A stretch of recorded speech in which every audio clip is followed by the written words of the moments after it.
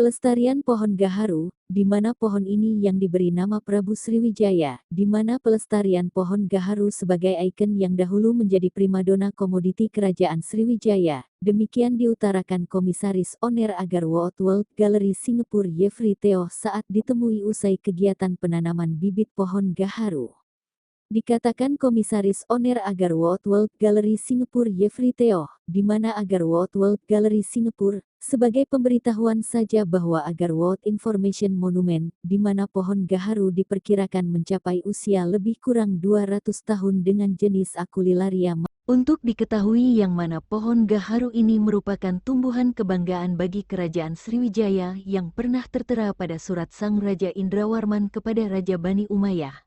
Pada 100 tahun Hijriyah, 718 Masehi, ujarnya. Kemudian, di mana pohon gaharu juga merupakan komoditi unggulan pada masa itu, tumbuhan yang dikenal sebagai pohon termahal di dunia ini memiliki banyak nilai histori dan keistimewaan, digunakan sebagai obat-obatan, perhiasan hingga aromaterapi.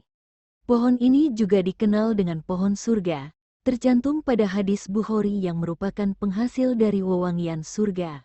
Aroma gaharu, oud, banyak digunakan sebagai parfum mahal dan eksklusif di seluruh dunia, ungkapnya.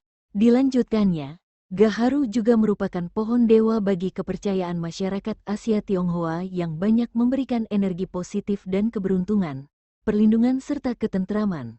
Pohon gaharu ini diberi nama Prabu Sriwijaya yang telah dilindungi dan dilestarikan oleh Agarwald World Gallery Singapura. Tujuannya adalah agar senantiasa terjaga untuk warisan ekologi masyarakat, sebagai bagian dari agrowisata, terpelihara, dan tak dirusak atau ditebang dengan kesepakatan bersama PT Gotama, katanya.